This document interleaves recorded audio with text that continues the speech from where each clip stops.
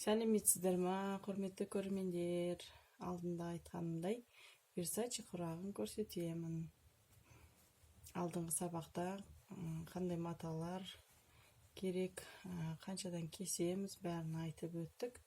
Содан кейін оны қандай құрақ құраймыз, шетінен құралған құрақтарымды көрсетіп отырамын дедім. Сол құрақтың біріншісі, ортасына осы құрақты осылайынан тігем деп ойладым. Versace құрағын.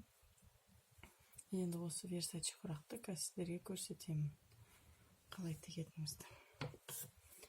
Бірге үйренейік. Так, мынау жаңа 23-те 23 алдым. 22-де 22 қылып алсаң жеткілікті болады.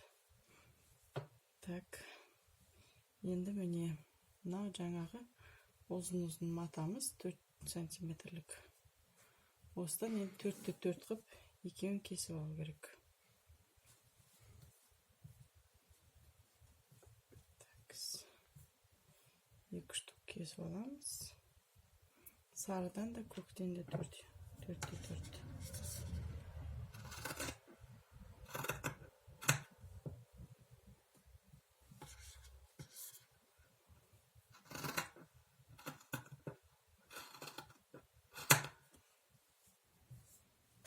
Керек емес. Ортасына көкті жасаймыз. Жаңа сызып алған жерімізге көкті қоямыз.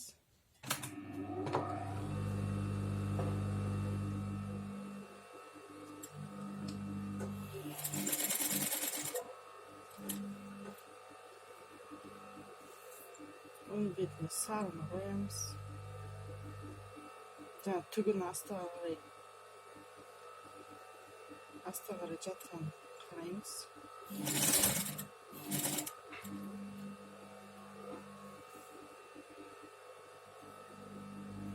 Мінекей Versace құрағымыз. Қойдық.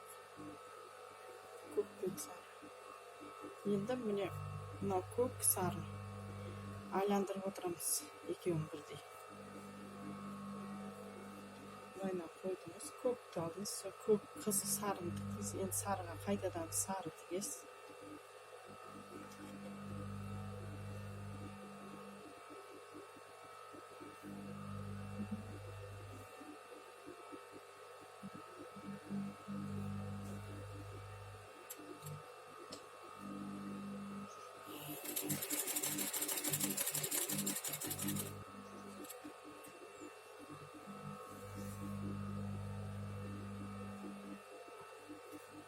Ішінен кесіп отырамыз.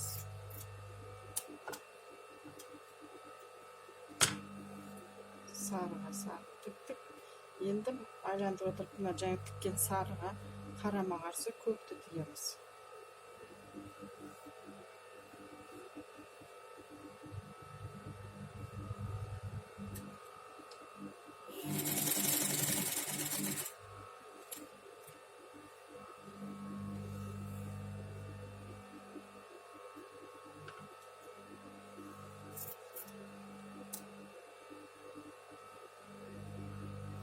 Көкті тіктік. Енді осы көкті қайтадан жалғастырамыз.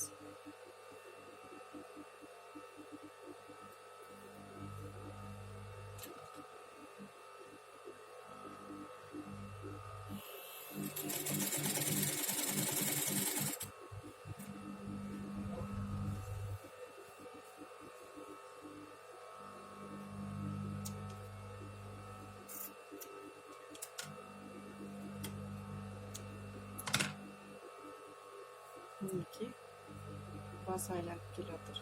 Көк. Енді сарыны тігеміз. Көкті тіктік, қарама қарсы сары тігеміз.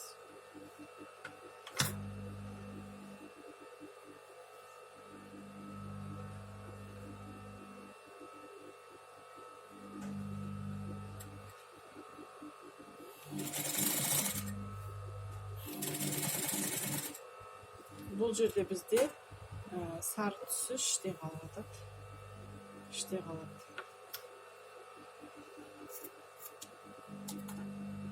Мінекей сары тіктік. бір тігіп алғаннан кейін қарама қарсы тігіп отырасыз. Сары тіктік, келесін қайтадан сарын жалғастырамыз.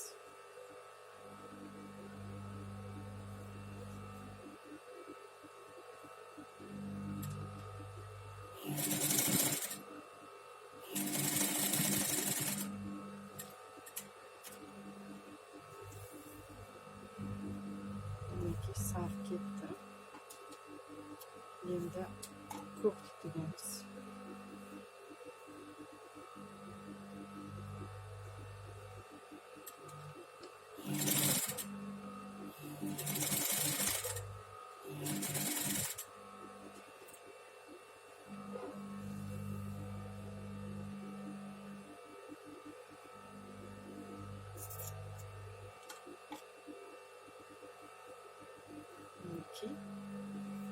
Көк тіктік, қайтадан көкті бері қарай жылжытамыз.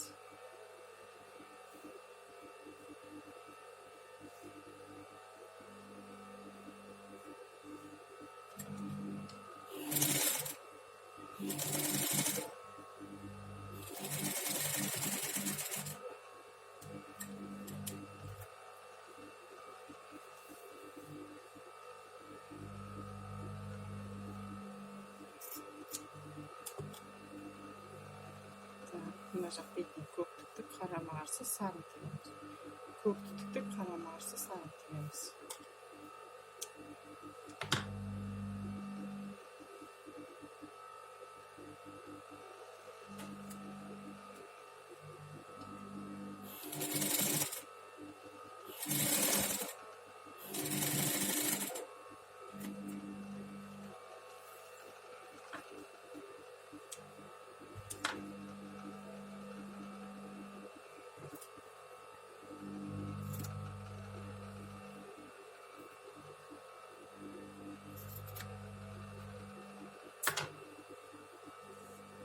Сарын тіктік.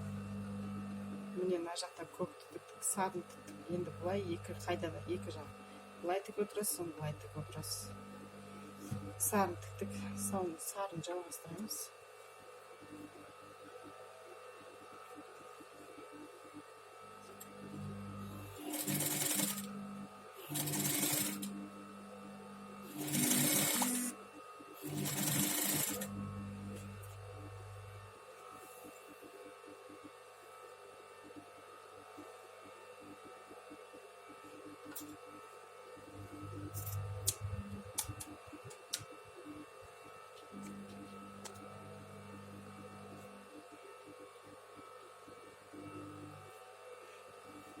Так, сарын тіктік. Енді соған қарама қарсы көкті тігеміз.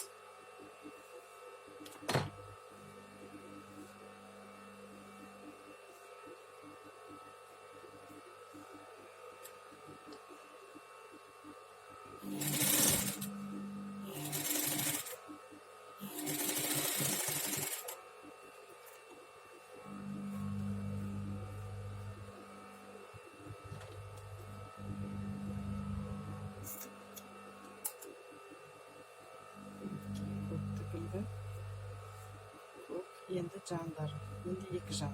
Мына екі жан тіктік, енді мына екі жаны алып. Мына жақтан көкті жалғастыра береміз.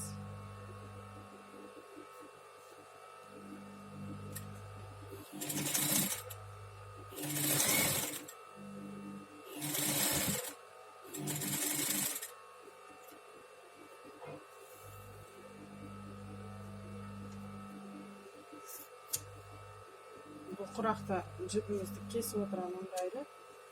Өйткені орталары алыс болып кетеді. Шиғырақта жіпті кеспей-ақ тіге бересің. Так, мінекей тағы да сарымыз кетті. Соңғы сары.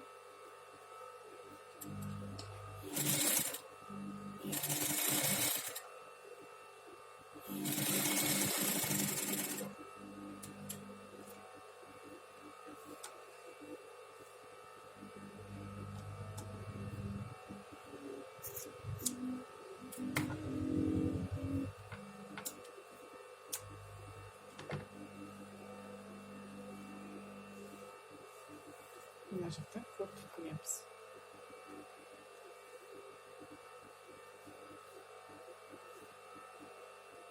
міне мына сарын бітті, мына жақтан көкті тіктік, сарыны тіктік. Енді мына жерден көкті тігеміз, сонымен бітеді. Өйткені біз мына жерде көкпен бастағанбыз.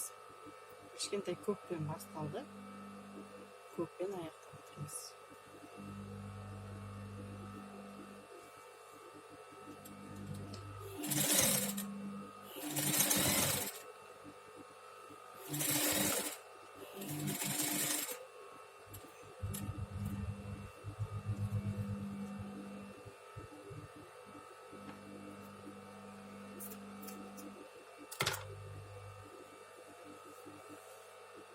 Тігілді.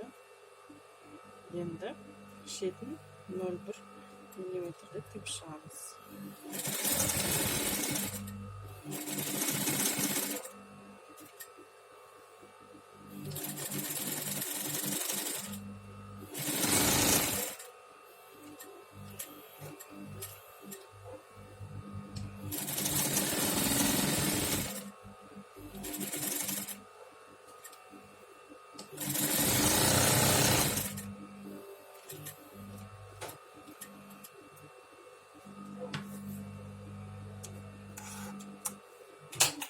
Жаңағыда 23-те 23 қылып алсаңыз, мынаған тағы да бір рет айландырып шықсаңыз болады. Бірақ маған осы жеткілікті болып тұр. Осы не өлшем. Міне мына жерде қарасаңыз, сызғышпен өлшейміз. 18-де 18. Мынау менде 18-де 18 болып тұр. Тағы да қоссаңыз, мына жерден көбірек болады. Мына жеріміз 2 сантиметр болса, 22 сантиметр болады сонда. Осыған келтірсеңіз болады. Мінекей осындай құрақ шықты. Келесі құрақты қандай құрайтынын тағы да видео түсіріп көрсетемін. Мындай лишнилерін алып тастаймыз.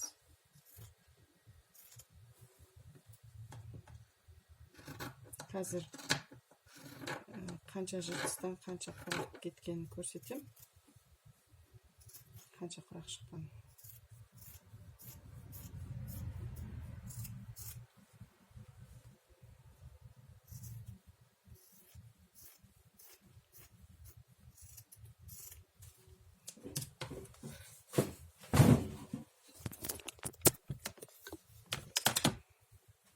Так.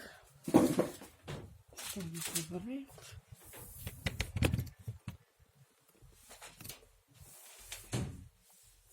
Мінекей бізде мынандай құрақтан мына жерде менде 5 болады. 5 тал. Так, мынандай 2 жыртыстан жасалды. 5 тал 45-те 45, 50-де 50, сондай 2 штук жыртыс. Осы 2 жыртыстан осындай 5 шығады екен. 5 штук. 5 тал.